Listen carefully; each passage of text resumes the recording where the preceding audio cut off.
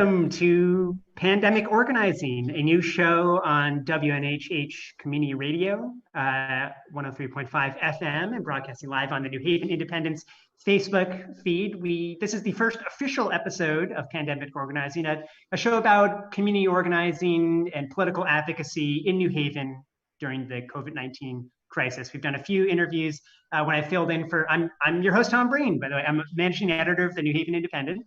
Done a few interviews on this topic when filling in on Dateline New Haven, but now we're going to try to make this an official show, and we'll see how it goes. Harry Droz, our station manager, thank you so much for picking the theme music. I hadn't heard it before a few seconds ago, but I love it. I think it fits beautifully.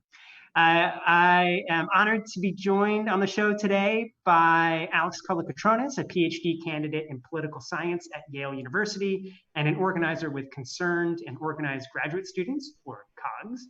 Dr. Lauren Benko, a lecturer in Middle East history at Yale University, and Khalil Green, the student body president of Yale College. Alex, Lauren, and Khalil, thank you so much for coming on the show. Thanks for having us. Thank you. So, since The Independent is a breaking news site, I did want to start off with some breaking news, fresh off the presses, or the online presses. And Alex, I wanted to throw this your way to get your take on it. Just this morning, my editor, Paul, ran an article that gave the headline, Harvard shames Yale into turning down COVID-19 relief dollars. This, of course, is about how Yale was slated to receive roughly $7 million through the CARES Act, the $2.2 trillion kind of money cannon for big corporations, but also some crumbs for the rest of us that Congress passed a few weeks ago. Harvard was shamed by everyone from President Trump on down for being eligible for and essentially taking in, I think, around $8 million. Yesterday, they announced they would not be doing that. And Yale today put out a press release that they, too, will not be accepting the money they get from the CARES Act. So, Alex, before we dive into all of the organizing that you all are doing at the undergraduate, graduate, and non-tenure faculty level at Yale University, there's always so much talk in New Haven about the incredible wealth of Yale University, a $30 billion endowment, and its incredible returns on investments, its $80+ million operating surplus. What do you make of Yale turning down the CARES Act money and seemingly following this trend that we've seen throughout the pandemic, where Yale at first told New Haven that it would not be making rooms available for first responders? Then there was a heck of a lot of national media and shame, and then they decided to open up 300 rooms. When the mayor first introduced his budget, calling on Yale to do more, they said, no, they do enough. And then enough shame came during the coronavirus pandemic that they set up this $5 million kind of fundraising effort that we can talk about too. So yeah, what do you make of this latest development, and how does this fit more broadly into your critique of the university's response to the pandemic? Thank you for that question. I was thinking about this actually this morning as I saw the report, and also thinking about the report I had seen yesterday or the day prior about Harvard, and Harvard actually saying that it would not return the money initially. And one of the justifications for that was that the money would be going towards caring for students' needs and caring for the Harvard community. And now that the money is being returned, of course, I hope for people at Harvard that they're going to be met with support there, that money was supposed to fill in, and that the support will be increased. And the same goes for here at Yale. A lot of what we've been hearing in terms of what I will be talking about very soon, in terms of what we've been calling for as far as a universal one-year extension for graduate students, we've been met with, at least initially, a sort of counter that there isn't the money in the grad school, this can't be done.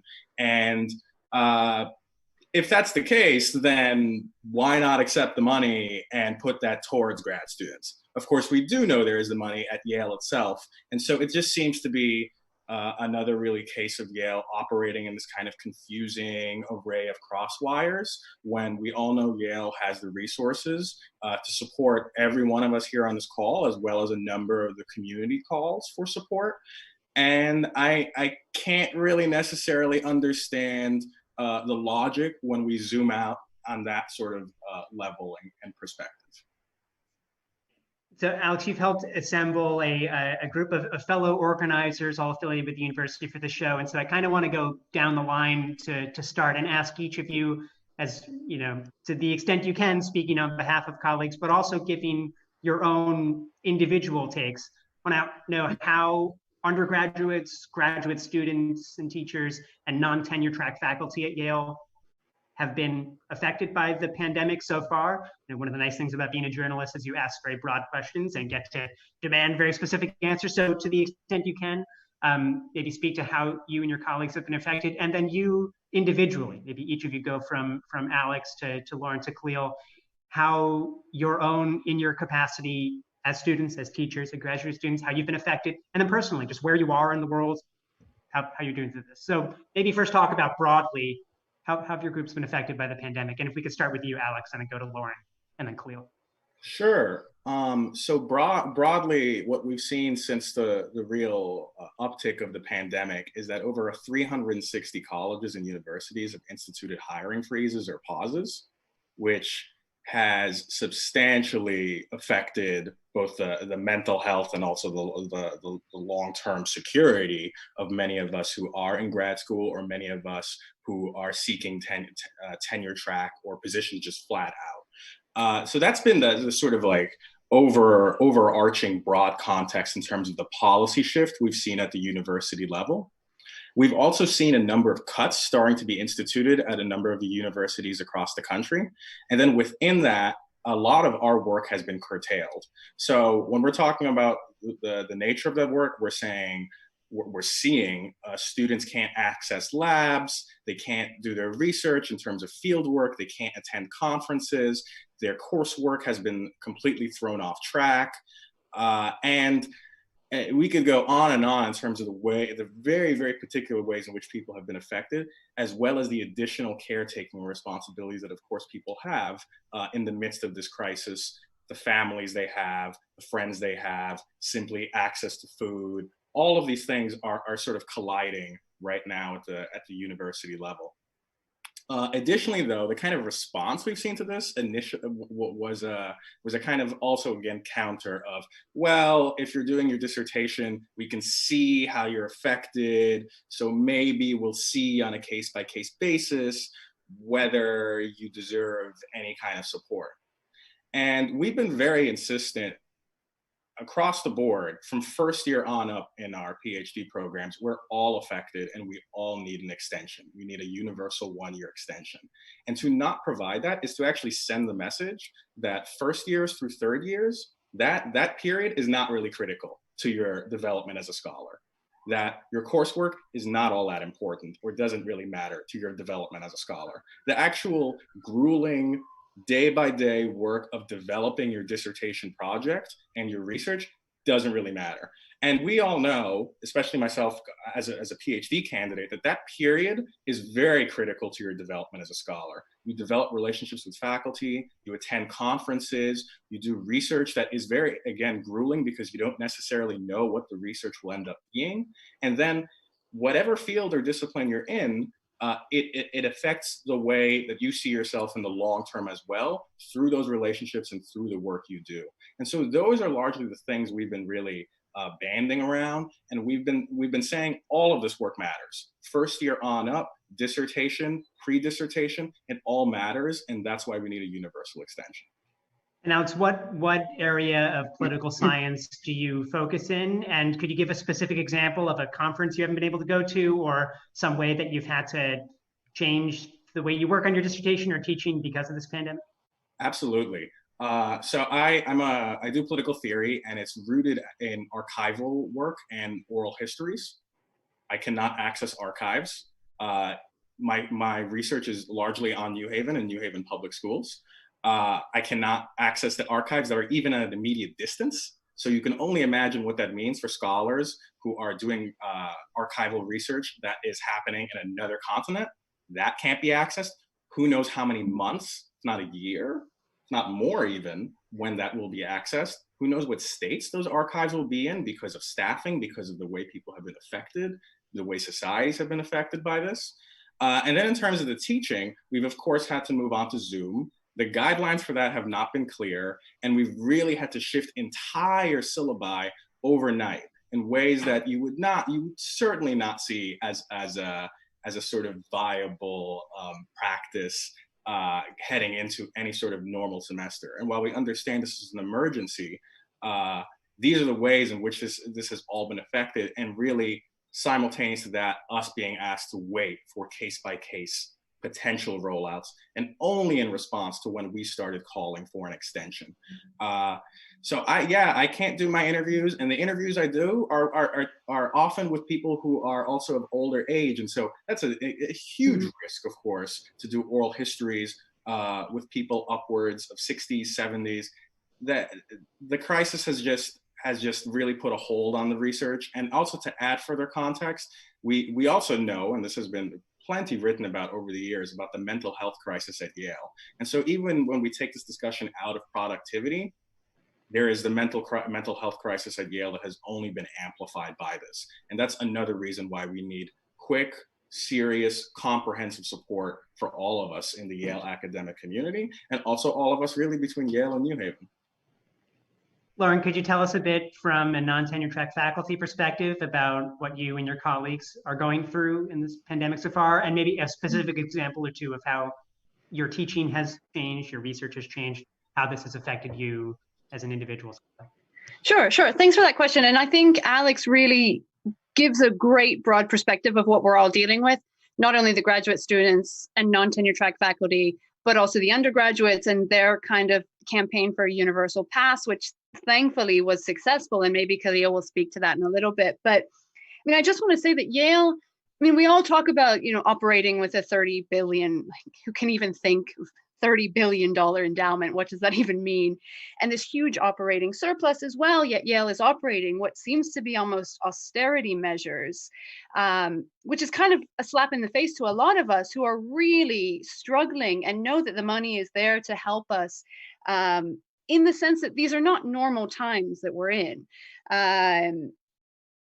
We're not calling for, whether Alex or Khalil or myself, for any kind of full-scale revolution or uprising against the system at Yale. I mean, we're calling for a very exceptional one-year extension of certain things, including non-tenure track contracts, in exceptional times, exceptional help for exceptional times. And that exceptional help is really, for many of us, and I think I speak for a lot of my non-tenure track colleagues, a matter potentially of life or death, because without this contract, and I mean, I don't want to be overly dramatic, but without a contract extension, for many of us who've been counting on it, or who are now dealing with knowing we might not have a renewed contract after May or June, seeing hiring freezes across the United States and abroad. And I've been personally affected by that, having had a couple of job interviews and seeming quite positive, only to be told later on that actually those searches were completely canceled, the positions were canceled. And so it forces us into the position where we're losing our jobs, we're losing our healthcare in June. And we can't kind of expect to move on in this sort of adjunct contingent way to the next sort of precarious contract, because there are no more precarious contracts because of hiring freezes. And outside of academia, we're facing the same sort of problems. There are hiring freezes instituted in other sectors as well. And it seems to be the sectors that are hiring are the ones where, if we were to get our foot in, there are things that are going to put our health at risk, working in Amazon warehouses, the gig economy, things like that are really, something that is putting not only our financial situation into really dire straits, but also we're risking losing health insurance completely and then putting ourselves at risk with other positions and sectors that we're going to try and step into. So we're also calling non-tenure track faculty for a universal contract extension for everyone for 1 year, both because many people that are being cut through the losses of our contracts, which are renewable each year, or some people have multi-year contracts, but these are not permanent contracts by any means. And so with the combination of the hiring freeze at Yale, we're not sure how certain teaching is going to be continued next semester, next year, whether it's online or not, when so many of us are not going to have these positions any longer. And what we've been told as well by the administration in response to a petition that many of those on this call have signed, and about 900 others have signed, is that the university will decide also on a case-by-case basis which non-tenure track faculty is going to have a contract extension after June. I can say that I don't think any of us have been asked what are our individual cases and our kind of situations. And so this isn't necessarily anything different than kind of business as usual with Yale when it normally decides on a case by case basis each year who gets extended, who doesn't. But like I said, this is really extraordinary times. And I think a case by case basis, when we're all hurting, we're all facing this, complete wall of unemployment in a couple of months' time is, you know, the way to go is also a universal extension for us as well. And just to speak to teaching, I mean, similar to what Alex has said, we've also been asked to really revolutionize what we do and what we try to do in the midst of many of our students being, at least in the first couple of weeks after Yale decided to go online only, stuck in particular places in the world where they can't get flights to get out. They're using their iPhones to be able to contact us. And if they would have been stuck wherever they ended up without laptops, without reliable internet access or broadband access or Wi-Fi, there was really no way that I could see, I mean, personally from my class, to continue teaching as normal online with, lectures that are live. So I revamped my syllabus a couple of times. And again, after the universal pass was granted, because also, students cannot, I don't think, be expected to maintain the same writing standards, the same submission standards for assignments as if this were just kind of normal. And also, as Alex has said, we were given very little sort of instruction, what we can, what we can't do. Excuse me, with online learning. And so we're all kind of thrown out into this. And, thankfully, I've realized many of my students are struggling or could potentially be struggling. And I think now is the time, for really easing up and not trying to treat teaching as business as usual, just with Zoom and a camera. Lauren, could you speak, before we move on to Cleo, could you speak a bit more concretely to what your work, maybe your work day, like what today would have looked like or what this week would have looked like before the pandemic and what it looks like now? Kind of how materially has your day-to-day, week-to-week work changed? I mean, for the most part, we found out pretty quickly we weren't going to be allowed back into our offices at Yale. I mean, personally, for me, I had some inkling that maybe something would happen way back in March, and I had plans to go abroad for spring break to see my partner who's outside of the US. And so I was staying with family initially for the first couple of days of spring break, and I was going to fly from where my family is to see him and then come back. And I'm still staying with family because I obviously couldn't take the flight. We're under stay-at-home orders. I know Connecticut is also not in a very good situation, and I'm hesitant to drive 9 hours back. So my normal work day is really, at home in my dad's home, kind of trying to put together lectures and answer emails and do things like that, which is, normal, except I'm also putting together lectures and discussion sections that are going to be online only. Normally this would have been, as some of you are aware, the last week of teaching. So we would have been wrapping up a lot of things, having a lot of discussions in class as to, where we stand with the material. Students who have submitted their senior essays, a couple of whom I'm supervising and others non-tenure track faculty supervise as well, have had their senior essay process disrupted. I mean, normally we would be grading those as well right now, but that's completely different. I would also be grading a lot more right now, but with universal pass, things have changed as well. So my situation is I don't have necessarily always super fast, super reliable internet access outside of New Haven. I have my, old trusty laptop, but I'm separated completely from all of my books, all of my notes, things like that. So it's been, I've been able to make do. I think other people are in a worse situation. I mean, at least I'm in a place and I'm able to kind of isolate and stay at home. And Khalil, could you tell us a bit from an undergraduate's perspective how you and your peers have been affected by the pandemic, and maybe speak specifically about this pass-fail organizing effort that undergraduates undertook and what the university ultimately agreed to? You're on mute right now, Khalil. Got you. Thank you. Sorry for that. So I was in California at my friend's house. Like 10 of us were we were spending spring break at her house, having a bunch of fun. And I think that Wednesday, after spring break started, we got an email message from President Salovey saying you can't come back to campus indefinitely. And I think that was really shocking. And that was just the beginning of a long, long journey of just like messages that were disheartening, graduations being canceled, all these traditions being postponed. And I think it really has took a toll on the undergraduate student body. I think especially when it comes to something like you mentioned with grading, a lot of us were looking forward to having this semester be a semester where we're able to like get a bunch of A's and boost our GPA. For seniors specifically, this semester meant a lot for recruitment and for internships and for post-grad opportunities. So early on, like that was definitely a huge concern. And I think we realized very quickly that online learning is not in any way comparable to the learning that happens at school. Generally, for everyone, it's hard to stay focused when you're looking online. It's hard to separate like a work time from a leisure time because like nothing changes in your environment. You don't go from a library to your dorm room to a dining hall to a frat. Like it's just all one location. And then when we really started deep diving into it, we realized that there's actually huge inequities in students' home lives. And I think this was the most informative insight that we got before trying to push for a new grading policy outside of the standard A through F that Yale usually has. So for example, to put that into perspective, there are some students who are literally choosing between a house in the Hamptons, their apartment in New York, or like a beach house somewhere in Florida. Whereas other students are stuck in like apartment buildings or like housing projects. Like there's so many different lives that Yale students are that Yale students have grown up in that campus was an equalizer. It wasn't a complete equalizer, definitely not, but it was some sort of equalizer to the learning experience that we're no longer afforded.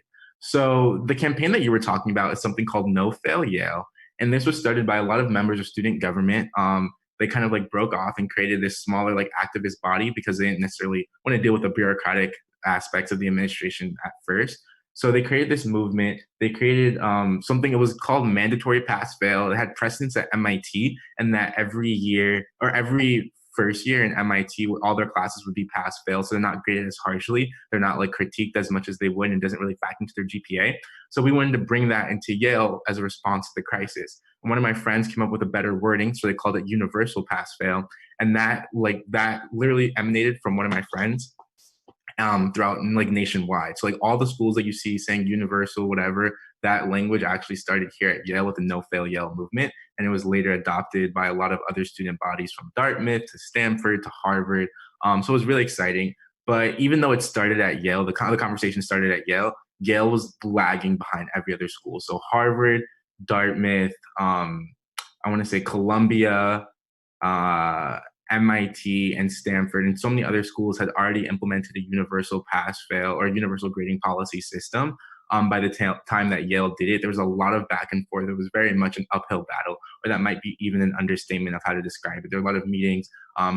Student government at some point voted to endorse it, and I had to attend multiple meetings with hundreds and hundreds of Yale professors, other faculty to try to convince them. There were counter arguments made, but in the end, thankfully, the universal pass-fail model was instituted, thus equalizing and being a more equitable grading policy so that nobody is judged unfairly and it doesn't affect their like grading for recruitment or wherever purposes they need it for. But then also it was actually insulating students from a lot of the harmful effects that academic pressure may have on them during this time. So like there was one story, I think of a professor who told a story of a student who actually, I think contracted the virus, but they were really passionate about like getting an essay done. So they stayed up all night even with it to try to get it done. And like those were like very jarring stories about students. And we wanted to make sure that they didn't feel the pressure to really have to perform at the same level, even if they weren't at school, and that they prioritized their well-being, their community's well-being, and their family's well-being during the crisis. And to kind of give you a little bit of zoom of what I'd be doing, I think this week is actually it is. So it's Spring Fling Week. So in 2 days from now on Saturday, a bunch of undergraduate and graduate students would all be gathered, like I think upwards of 10,000 people on Old Campus, which is a huge lawn at Yale. We're going to have two rappers, or Rico Nasty, she was going to perform, and then the singer Ari Lennox and a lot of other different like really cool acts that we were excited for. But of course that had to be canceled in light of the virus. I don't think there's any way that was ever going to happen, but it's very sad, especially for seniors, but hopefully there'll be one next year. We'll see.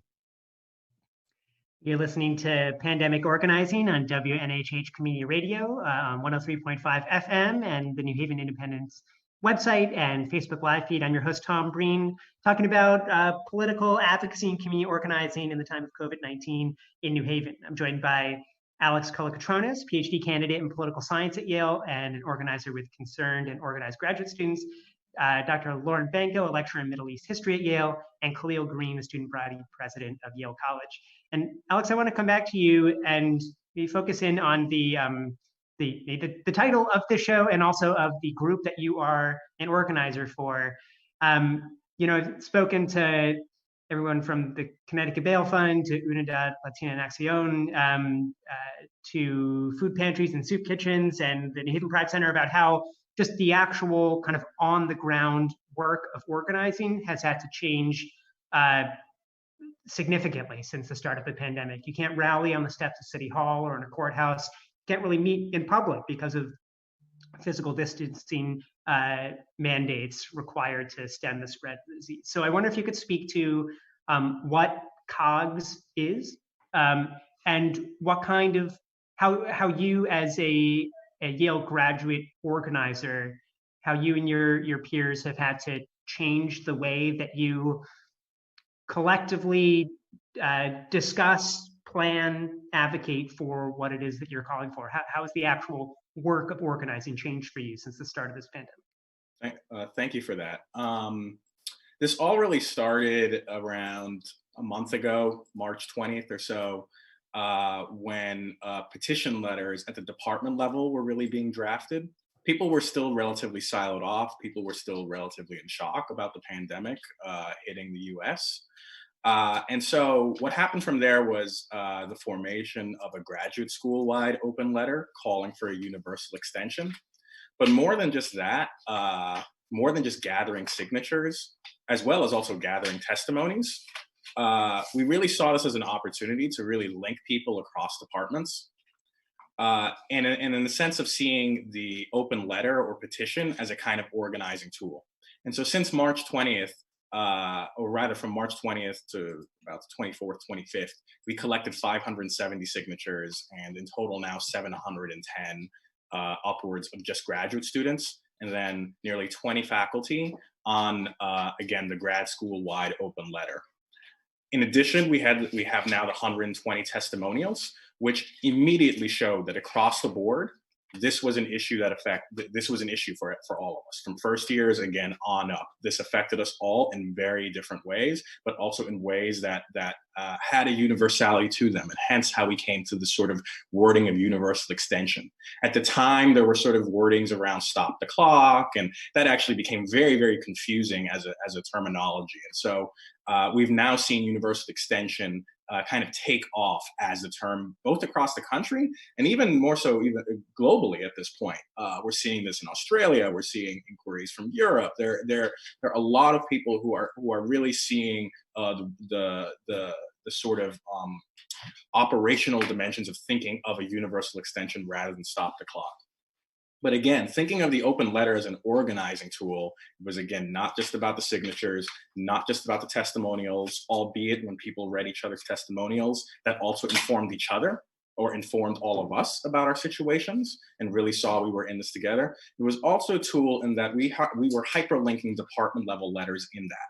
In political science, we had a department letter. In history, on and on and on. And now at this point where we've either sent or have in process over 30 department level letters to our directors of graduate studies and chairs in our departments. And this has very much also changed the conversation. Again, in the first week or two, the sort of pushback we got was, oh, there isn't enough money in the grad school. And we were very clear, we're not talking about the grad school. We're talking about the Yale Corporation.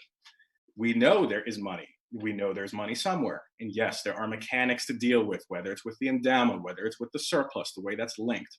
But as an institution that prides itself in leading the way, it should lead the way in figuring out how to resolve those issues to support all of us. Added to that, this really created a kind of interdepartmental kind of conversation. So although we were highlighting department by department, it created a conversation between all of us, an ongoing one. And you don't get 30 on up department level letters without extensive organizing, a lot of people involved. And more than that, you don't get the 8 faculty votes that have taken place in departments or programs, which I believe is quite unique across the board. I've not seen this across the United States. We get inquiries about this. How are senior faculty taking votes and support? What are you doing to make that happen? We're doing it through extensive organizing interdepartmentally, and through a conversation with senior faculty that says, we're not really even seeking your allyship here. Actually, we're really partners in the same struggle here. We saw what happened in 2008 with austerity cuts across the board. We saw how departments have been destroyed, especially in the humanities. And we see this moment as potentially almost a death knell to a lot of the departments that we're in. And we can't have that happen. You too, senior faculty, and that's sort of been our message. And it's my message to the senior faculty also who may be watching right now. Their research is being affected. Their teaching is being affected. Their departments and divisions, which they have called home in many cases for decades, are deeply being affected. And so we need to actually take a stand together and see that we're really together in this to stop what has been the trend at the university level for about 30, 40, actually 40 on upward years now. And those are the things we need to reverse. And that's the kind of organizing we've been engaging in. One that is, again, not about really allyship, but one that's about partnership. And this is something, again, that so clearly affects instructional, non-tenure track faculty. And it affects undergrads in the sense, too, that humanities programs being cut affect humanities majors. People losing access to all sorts of resources affects undergrads who major. So those are the things that we really are trying to, again, organize around and go from there. And so again, we're still on up for universal extension.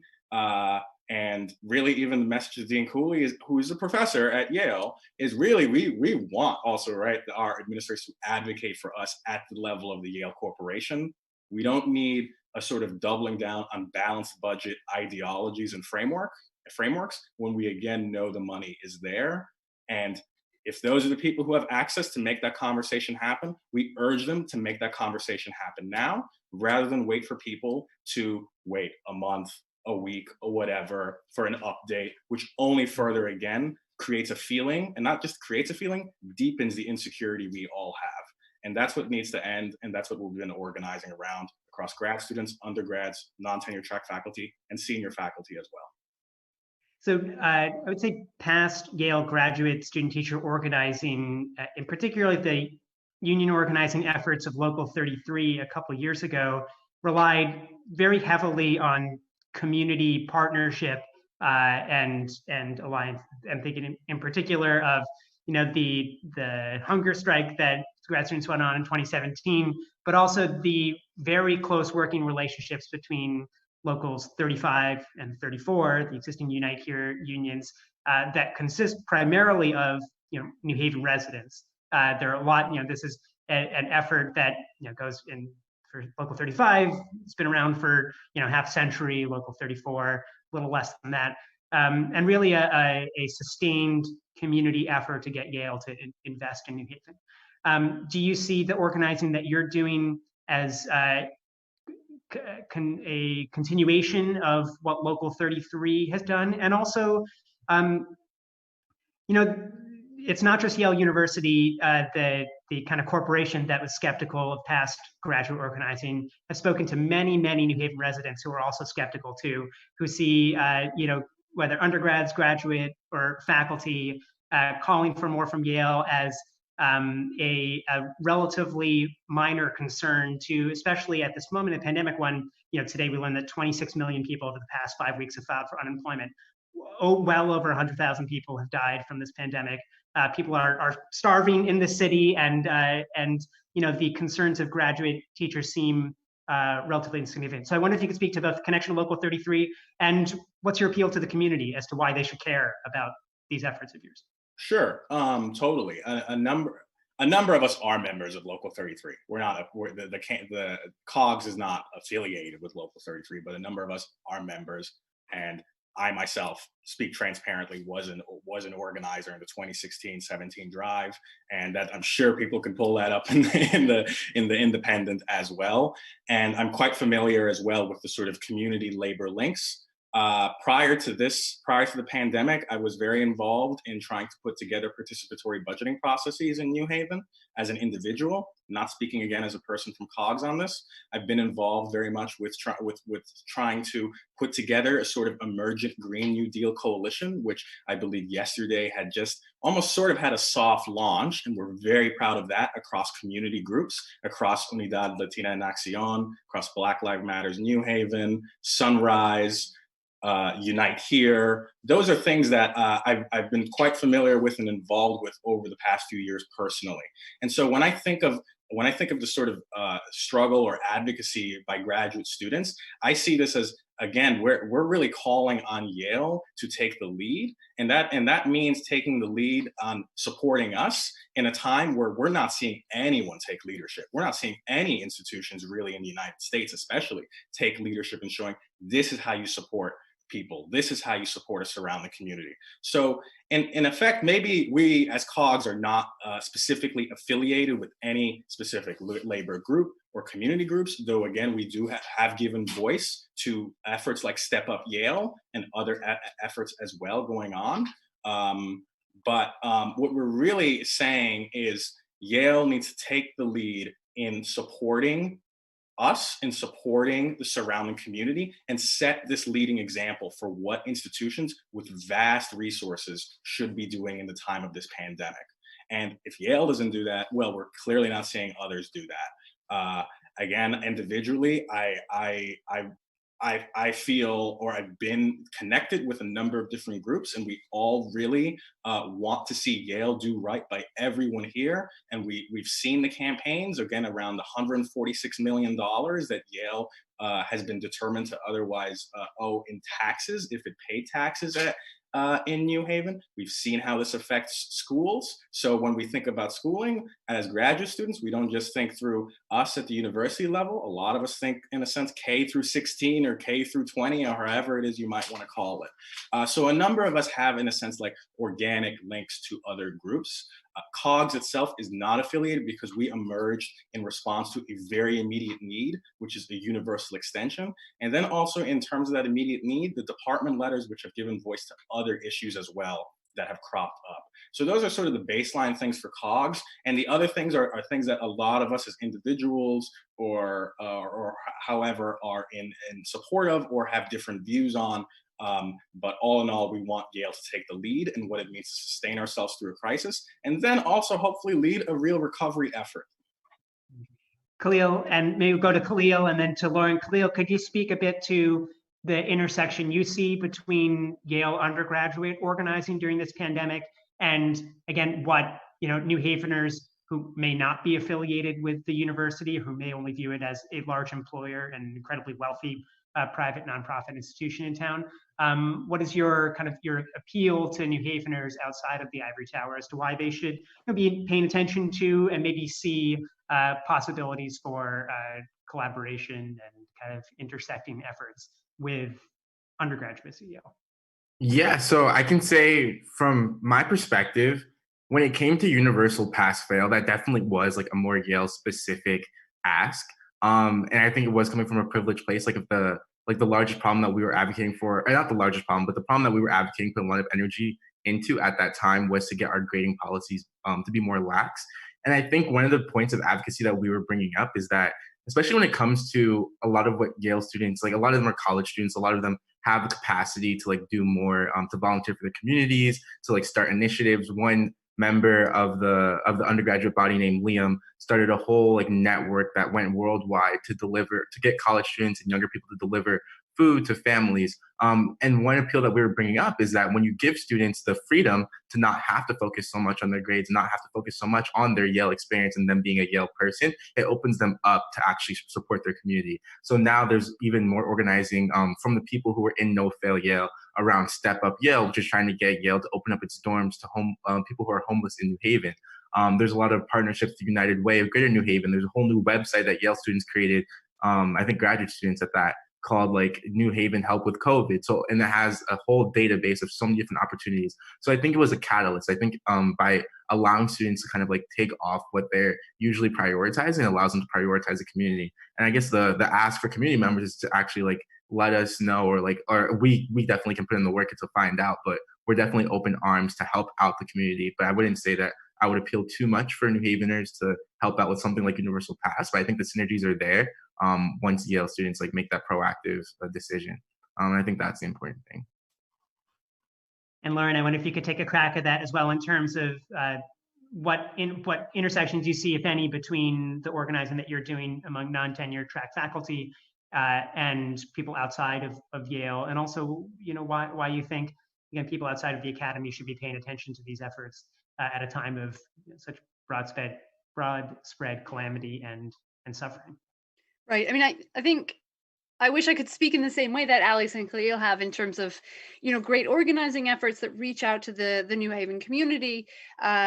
Unfortunately, I can't. I mean, individually, I know there are many of my colleagues who have been at Yale for a long time, who are very active in the local unions, who are very active in local schools, who are doing a lot of grassroots organizing work in New Haven. But, the structure of, and this isn't just Yale, this is, across universities in the United States, of the kind of adjunctification of higher education is such that we're really a kind of transient population.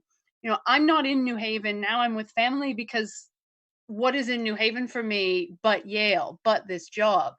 I came to New Haven in 2018, and before that I was elsewhere for a long time, but also in different short-term contracts after finishing my PhD. And so really, I mean, our contracts for 1 year, some people have contracts for 10, for 11 months. There are the lucky few who have contracts that are for multiple years. But essentially, the ways that our contracts are structured in our employment at Yale is such that to be involved in the community within New Haven without knowing in 10 months or 12-month time if we're still going to be in New Haven is really quite difficult, especially when, for many of us, the only thing keeping us in New Haven is this job. And when that's gone, we're out of there. In my case, I can see, landlords and people who have property in Yale who see these populations coming in and coming out year after year. And, we're not staying, we're not contributing, we're just, associated with Yale. It is problematic for us. I think, to make this kind of real to the wider community in Yale, in New Haven, aside from New Haven, is that, the reality is 3/4 of all people who are teaching at universities across the country are on these short-term adjunct contingent contracts, which for Yale, they're getting us for, as a colleague of mine has said, sort of pennies on the dollar, really low paid positions, and keeping us in these places until they decide to hire, tenure track faculty, for making 3 times what we make, or letting us go. And so we are in these very precarious positions that we're not sure where we'll end up from year to year. And for those of us who are, teaching quite extensively, quite a lot, students that are coming to us, either, not many students that I have had are local to New Haven, but in other cases, in public colleges and places elsewhere, I'm not sure students always understand, in their first year at university, that some of their professors are on these contracts and we're not going to be here next year, or we can't help them organize with this or that within the university or outside of New Haven. We can't contribute, for instance, to the Yale Refugee Project for long term because we're not going to be around. So there are also these sort of issues that I think students and families might not quite understand once they're starting, their first year at university, the ways in which many of the people they interact with and depend on for letters of recommendation, for help with all sorts of things, for pastoral care, there's no guarantee that we'll be there, the next year. And also it brings to mind, what is the value of a Yale degree if students are taught exclusively by many of us non-tenure track faculty who are on these contracts, and students who maybe don't get that much one-on-one time with, the bigger tenure track professors here at Yale. What is Yale doing to really show that, their students are getting these high value degrees, but that the people that are teaching them are just as valued? You're listening to Pandemic Organizing on WNHH LP, New Haven's home for community radio on 103.5 FM and the New Haven Independent website and Facebook Live feed. I'm your host, Tom Breen. We're talking about organizing at many different areas of Yale University during the pandemic. And Alex, as we move into the the last 8 or 9 minutes of this show, I want to maybe look a little past the immediate demands and needs of graduate students, of undergrads, of non-tenure track faculty here at Yale during the pandemic, and maybe possibilities you all see for a more just and kind of equitable academy in the future. Dutiful listener to Lefty podcast that I am, I've been listening to a lot of Jacobin Magazine's The Dig with Daniel Denver, and they, I think, as a way of kind of twisting the knife, but also recognizing the incredible success of conservative ideological organizing in the past 30 years, the host has taken to quoting arch, free market capitalist Milton Friedman quite a bit, and saying that, he said that moments of crisis are really the only times when true change can happen. And that's, one of the work of academics and of intellectuals is to lay an ideological groundwork for kind of ideas just laying around to be picked up and run with during crises. Obviously, I don't think that you all are running with the same ideas that Milton Friedman may have been, but what ideas laying around are you hoping might be picked up during this crisis that could lead to not just, stopping the bleeding right now, but a more just and equitable academy afterwards?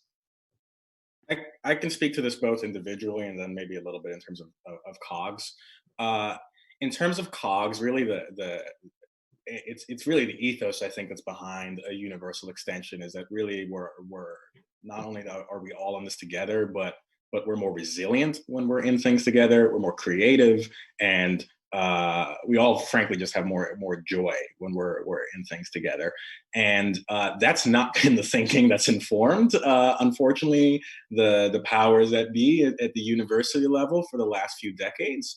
And we're seeing, unfortunately, what has been the status quo inform the sort of response to this crisis, whether in terms of confusing responses or whether in terms of just pushback against this kind of call. And so we really want to see a university and academia, a system of education that really places importance on our research, that really supports it and doesn't put it through bureaucratic hoops that ultimately are not bureaucratic hoops, that are ones that are a pathway towards security and support, but rather actually an amplification of insecurity and, in some cases, real abandonment. A lot of us, not all of us, frankly, at this point, know academics who are wonderful researchers, wonderful teachers and pedagogues, and who did not find a job in academia, who could not continue going forward. And it's quite painful for us to see many of our colleagues who have since gone unemployed en masse, to see the increasing precarity. I prior to Yale, I was at City University of New York. I had been a public school student my whole life, and I saw, as a philosophy student at Queens College, that every time a professor retired, was deceased, the position would not get replaced. The office would actually be left vacant, and that really sent a message to us, like, oh, it really does this really matter to people? And we'd, of course, already hear that as humanities students, and a lot of us would justify things as double majors. Oh, we're doing this and that. See, we're productive. And that's the kind of sort of psyche that gets ingrained as well. It's not enough to do the one thing that you're doing or you're passionate about. You have to combine things. You have to overbook yourself. All these things play out at a minute by minute level and frankly burn people out and don't even get them what they need, which is security, let alone joy and flourishing. So we really want to see an academy that actually has enough jobs. Prior to this crisis, we already would all joke that there are no jobs. Now with the hiring freezes, there's a question of whether that will ever even come back in some sense.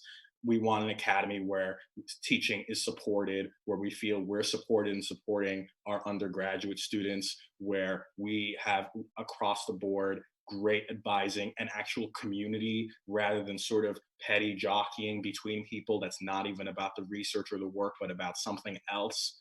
That's really what informs us. In terms of myself as an individual, I'll say that I was really heartened by the op-ed that came out, I think maybe last week. It was, I think, titled Two Crises, One Way Forward, from Ben Levin at the Endowment Justice Coalition.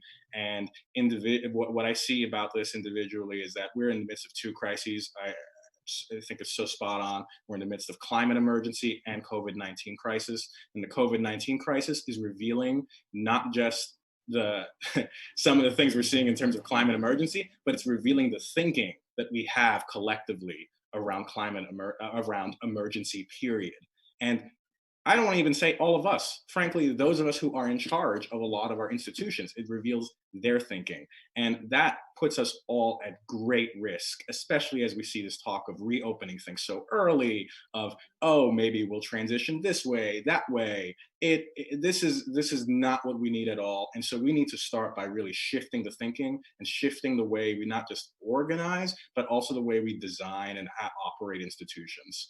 From there, who knows what we can do, but I think we really need to make that pivotal first step in order to really recover from this after this, but also just survive this.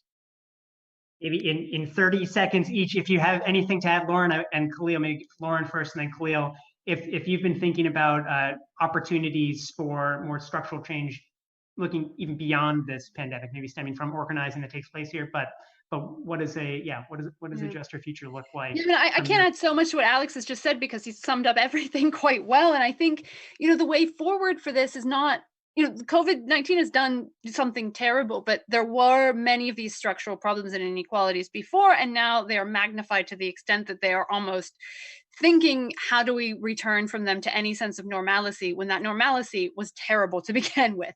And I think, collective organizing, trying to really make the case for strong unions is something that would really help overcome this kind of precarity and inequality, and really trying to make almost a humanitarian plea to institutions like Yale that have, there's always money in the banana stand, so much money, but what are they doing with it? That is actually, as someone said earlier in this conversation, being put back into showing, the leading way to minimize all of these equalities. And I don't know the way forward either, except for even stronger unionization and collective work, and maybe this pandemic forcing us to do so much online and be connected with people everywhere, rather than just the people we see day to day, can maybe be a good thing once this is over, because hopefully we'll keep many of these linkages and go forward with them.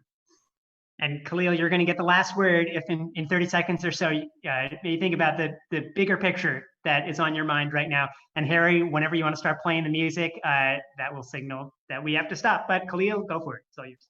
Yeah, so I remember when COVID first came out, people were saying that it doesn't discriminate based on race or class or gender or anything like that. And I think it was really flowery language to cover up the fact that there are disproportionate effects of the virus on different communities. And I think that was something that we definitely saw, especially on our campus, whether it be like those who get left behind from not getting extensions, or students who can't even attend their own classes, and the university is going to disregard by keeping the same grading scale without our advocacy. I think that's what we're starting to see. And I think the way forward is to really highlight those things and to make sure that there's never some sort of understanding of everyone being on the same page, because I think no matter what effect it is, no matter what crisis it is, whether it's COVID or the climate crisis, there will be people who suffer worse than others. And I think it's our job as everyone as a community to advocate for those people so that they have a voice in the room.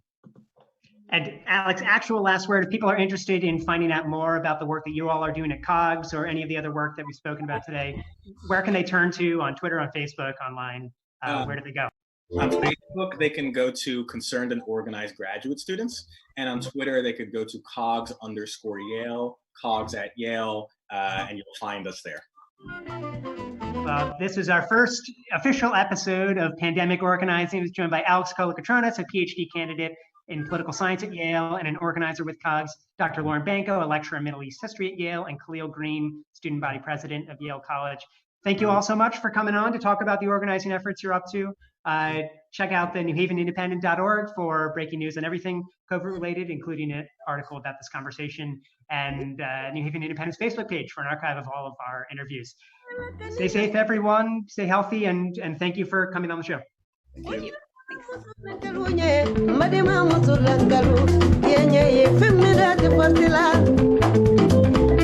Thanks.